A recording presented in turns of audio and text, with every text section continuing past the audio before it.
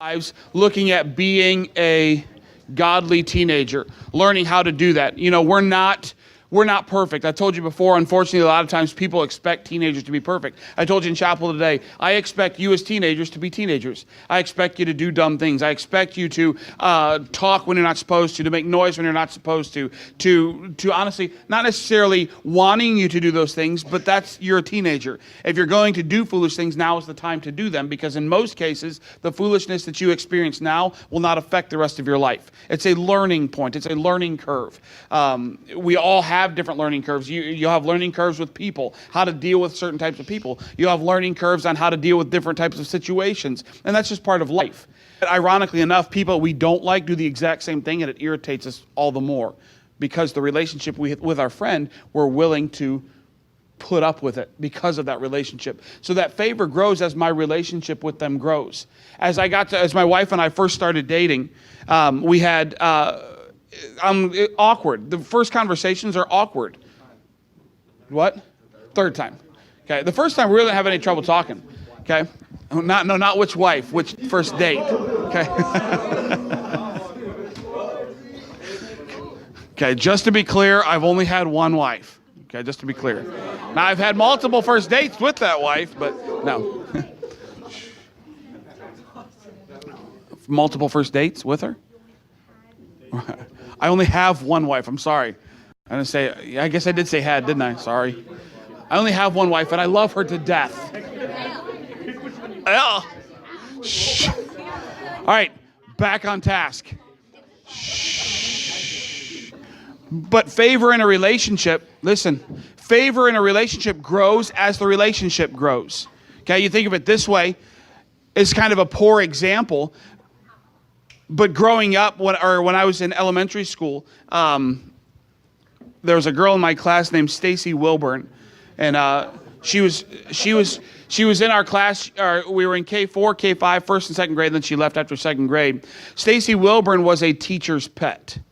You may have them. I'm not using any examples here because then it puts targets on people's back and all that. But we all know, as soon as I say the term teacher's pet, somebody in your mind, in your class, may have popped and thought, yep, that's so-and-so.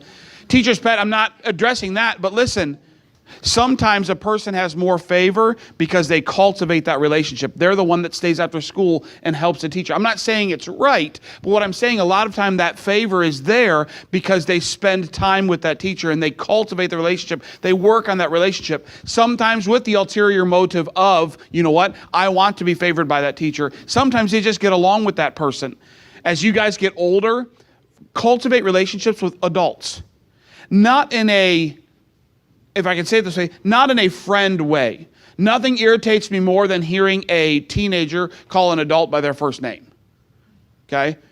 Now, what irritates me even more than that is when they do it in front of their parent and their parent just kind of goes along with it. Okay? There should be a level of respect. But learn to cultivate a relationship with adults now. For one, they know more than you.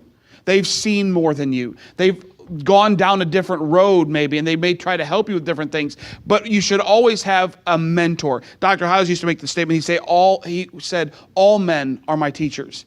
Okay, now he's referring to all the different things he would read and the different influences in life, but learn from adults.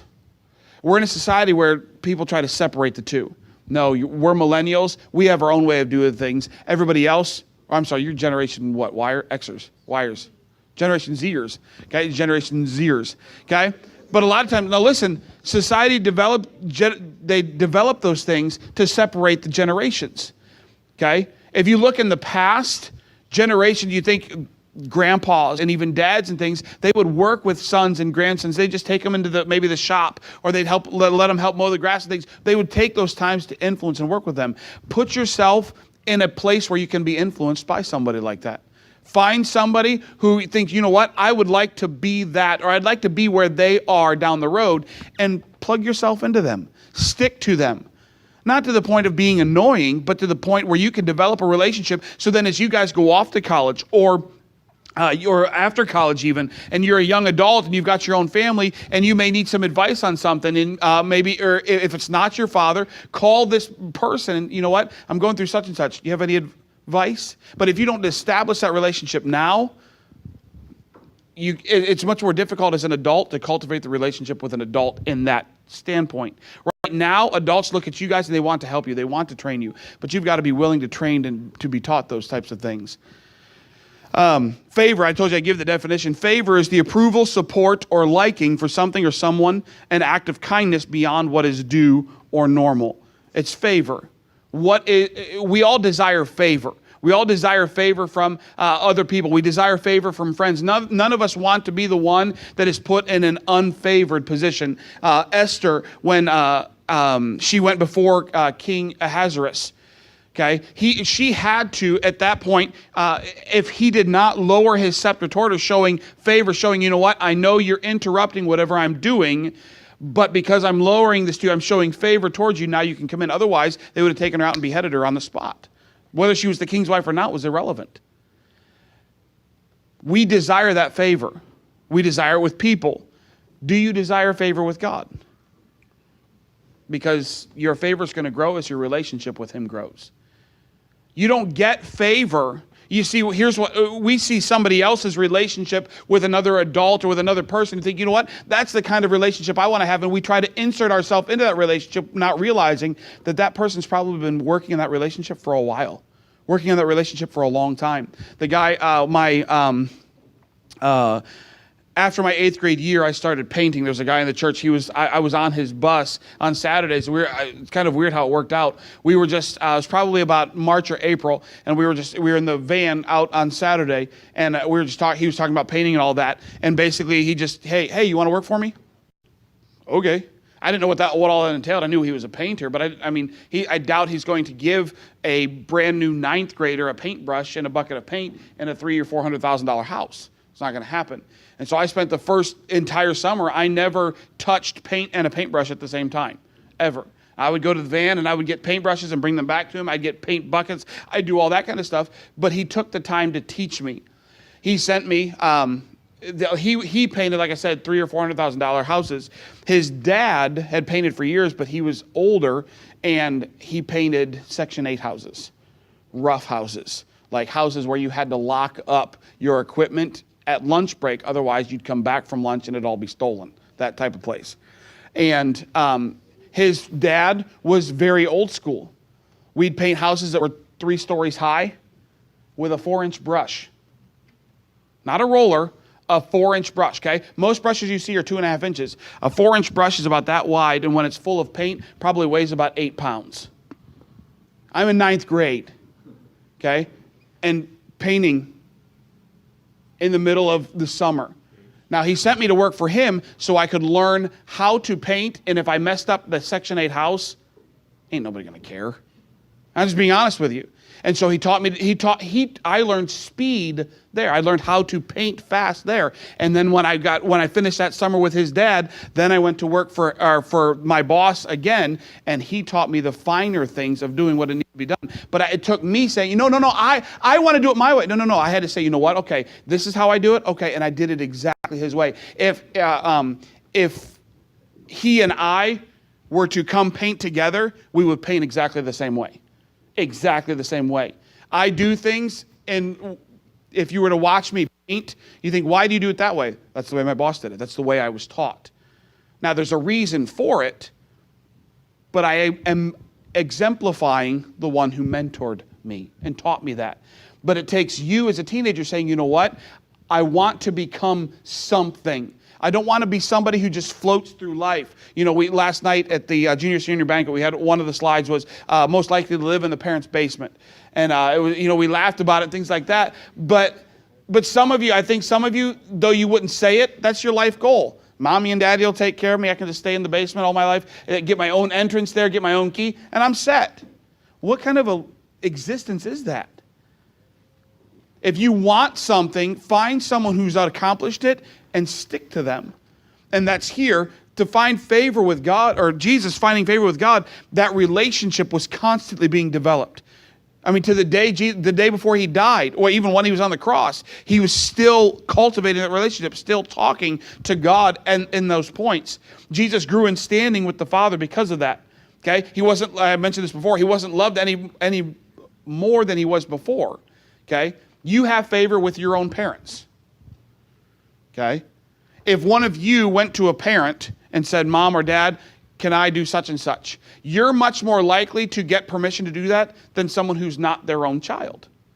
You're not going to walk, I use this example when I go soul winning. You're never going to find me spanking the neighbor's children because they're not mine. Now, are there times they need it? Absolutely. I was laughing. Somebody, I think it's Brother Jason. He dropped me off at my house the other day, and I told him we have a girl, a next door neighbor is a girl in Aiden's class, ironically. And I told him, I said, you kind of lose the whole privacy thing. You know, you're in your backyard. I was saying, Brother Morrissey. Thinking, okay, go hang out in the house now, because I mean it's going to be that way for a while because they're only in 4th grade. But obviously, I'm not going to go. Listen, I'm not going to spank the neighbor's child because they're not mine. I'm telling myself here, and maybe the married guys in here can agree with me. You'll have more disagreements. You'll have more disagreements and more arguments, listen, in your first year of marriage than probably the rest of your relationship. Because you're learning to live with not only another person, but someone who is complete or thinks completely opposite of you. Why then are there less arguments? Because you work on that relationship. You don't just cut it off and say, you know what, that's it, you know what. No, you work at it. You may have friends in here that initially you were enemies. You didn't like each other, but you worked at the relationship. You felt it was worth it. Let me ask you this.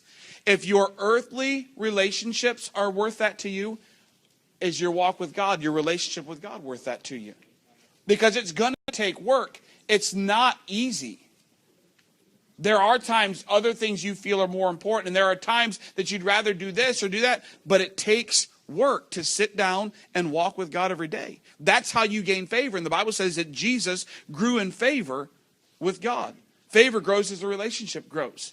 Okay, as we gain wisdom, our first point, and we continue to mature, our second point, our relationship with God should then strengthen and deepen. Remember, maturity, one of the keys to the maturity, we said, Paul told us that when I was a child, I spake as a child, I thought as a child, I understood as a child, but when I became a man, I put away childish things. My spiritual understanding helps me to understand why God desires of me what he desires of me, and at that point, gives me a reason to do it. Not just, I told you so, but because, you know what, this is what God loves me, and God desires my best at heart, and God says I shouldn't do this.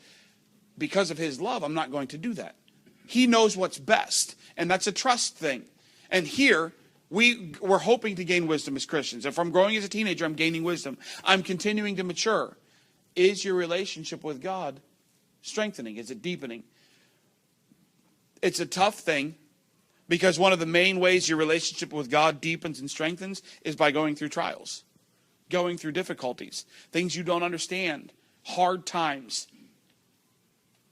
That's one of the main ways. Why? Because in some cases, that's all you have to run to. You have nowhere else to go. Friends may turn on you. It happens. I don't know if I've ever told you guys this story. I'm not going to tell you the whole story. When we were in Michigan, we had basically every hat in the church that could be worn outside of the pastor, my wife and I were wearing, for lack of a better way to put it. I was the school principal, I was the youth pastor, I was the music director, I was a Sunday school superintendent, my wife oversaw the nursery. I mean, it was a whole, everything, all that was going on. And we were heavily invested. Our youth group was probably, at its peak, was probably about 50. We were heavily invested there. Well, some things went on that I didn't necessarily think were right. And I didn't address it publicly. I went to the pastor privately in the office and said, this I don't think is biblical, for lack of a better way to put it. That was in January. Some different things happened. Nothing, I always made sure, and my wife can attest to this, I always made sure that if I had to bring something up or had to address something, I always did it in a humble spirit. I mean, to the point where I'd spend a long time praying and fasting before I even went to talk to him, for fear that my pride would overwhelm it and that anything that was done would be justified in the pastor's eyes. Some things went on and with one of the teenagers, and whether it was a misunderstanding, whatever, the pastor called me in let's see, it was the Monday before Thanksgiving. Monday before Thanksgiving, he said basically, or when I walked in, he said the chairman of the deacon board was there. And I walked into the office, sat down, and basically he pulled out a piece of paper and basically said this, and named about 4 things that had happened in the 6 years we had been there. And he said, because of this, we're going to let you go. Wasn't expecting it at all. No, to me, as far as I knew, I was in good standing. They said, and on top of that, we want you to get everything out of your office and your classroom and to have no contact with anybody. Can I understand? I had just worked with teenagers on Sunday. Teenagers I had invested in for 6 years. And now I was told you can't say a word to them. Couldn't explain to them. Couldn't say goodbye to them. Nothing. So we got all our stuff out. Probably finished like 1:30 in the morning. Pulling stuff out, putting it in the van, driving it. Well, thankfully, we only lived about a mile from the church. I can imagine driving longer. But we got there, having to explain to my kids, you know what? You're not going to school tomorrow because of this and this. And we did the best we could, in no way to say anything bad about the pastor, though even to this day, we feel wronged. Sadly enough, the couple that was there with us is now going through the same exact thing that we went through. But when that happened in the Monday before Thanksgiving. So I think we went to my in-laws for Thanksgiving, just enjoyed some time there, some relaxation. We started going to a church that was about an hour away from us, because I was told I wasn't allowed to go back to the church. I wasn't allowed to have contact with any of those people. The amazing thing through it is a good number of church families from that church would come to our house and visit with us. It was an amazing thing. But it was through times like that honestly, it gave me more time to spend with God, because though I have a wife and we converse, I can't depend on her for my strength, because she depends on me for my strength. And so I had to go to God. And it's through things like that the relationship with God began to deepen. I would never choose to go through that kind of a thing again. But I'm glad I did, because of what it taught me. It showed me different things. I've told you before, you never get to know all the different names the Bible has for God. You never get to know God in those different ways until you suffer some need in that particular way. You'll never know God as provider until you have a need. You see, we want this and we want that, but we're not ready to suffer, as Paul says, to suffer that affliction in order to know God in a deeper way. And that's as we gain wisdom, we continue to mature, our relationship with God is going to strengthen and deepen. That's going to take some trials. That's going to take some difficulties. Allow yourself to be taken through those trials. David says, though I walk through the valley of the shadow of death. I've told you before, I think a lot of times people use that as, I'm crossing the river, I'm passing away. I don't know necessarily it means that, because to me, a shadow is not the real thing. If you see a shadow, there's something casting it, but the shadow is merely a reflection, if you will, of what that person is. And I think the valley of the shadow, that's because there's going to be times you think, you know what, it may be better that I do die. And David says, you know what, though I walk through the valley of the shadow of death, I will fear no evil. We have nothing to fear. Why? Because our relationship with God is what it needs to be. I don't know what trial some of you are going through right now. I don't know what trial some of you are going to go through in the next week, the next month, the next year. But understand, the only way you're going to survive that trial, the only way you're going to become, or you're going to advance and grow in that relationship, is if you work at it. If you allow God, okay, God, I don't know what it's going to take. I don't know what it's going to have to happen for you to, for our relationship to get better, a relationship to deepen, but I'm willing to allow it to happen. And here's the thing. God's not going to hit you with the entire kitchen sink, if you will. Okay? He'll load you down more than you can handle.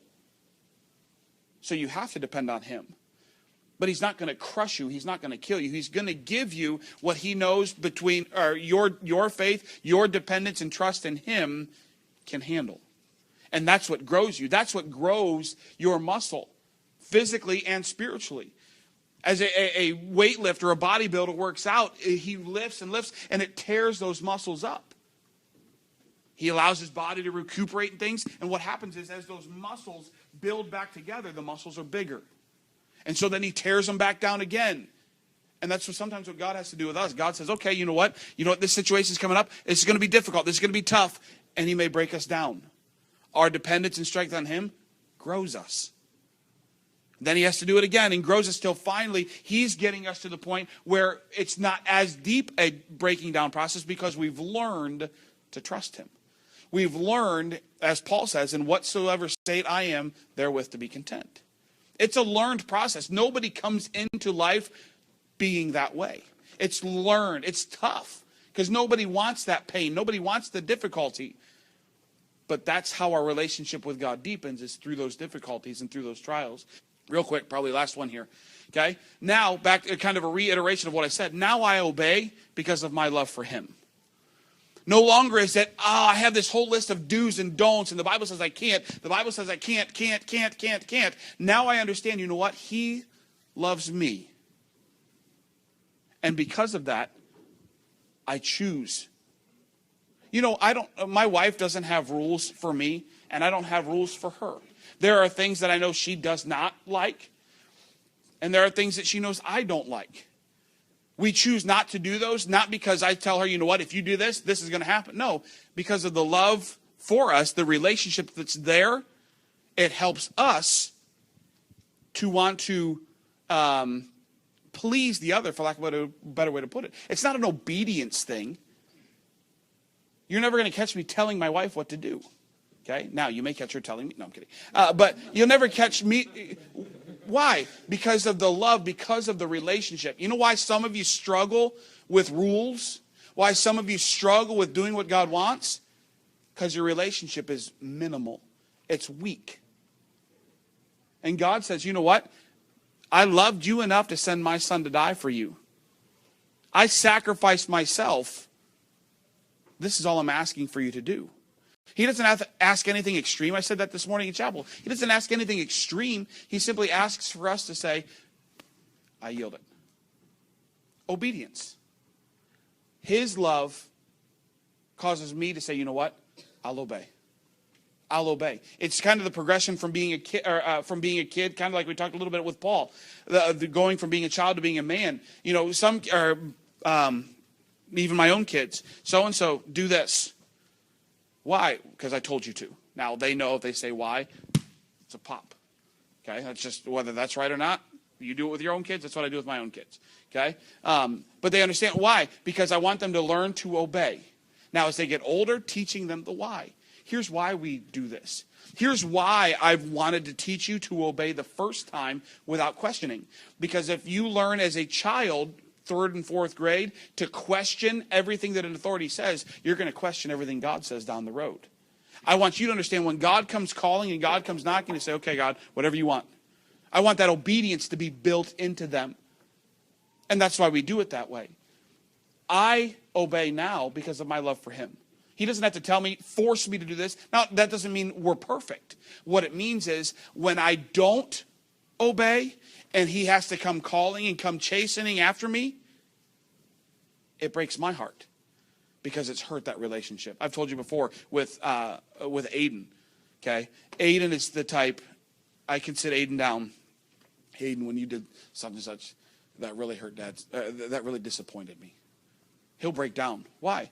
Because that relationship is there. Now, I'm not saying if that relationship isn't, well, in regards to father-son, because I've told you before, Mason's just thankful he's not getting the spanking. But in regards to just using the example of Aiden, that the love, that relationship there, he understands, you know what? What I did broke that relationship. Now, it's never unrepairable, just like it's never unrepairable with God. But it's understanding, you know what? That tie got severed for some reason. Let's fix it. And that's honestly where a spanking, where a chastening comes in. God says, okay, we have to deal with this. It has to be taken care of. I love you. That's why this is happening. Okay? Discipline happens. Okay, now let's move on. You're not going to find God, hey, remember when you did that and I had to discipline? God's never going to bring it back up. Once it's taken care of, it's gone. It's washed away. But he's waiting for us to come and cultivate that. You want favor with God? Cultivate the relationship. Work at it. Just like you would, or even more, I guess, if you will, more than you'd work at a human relationship, work at that relationship with God. The more you work at it, the better it gets, the sweeter it gets. But it takes work. It takes effort.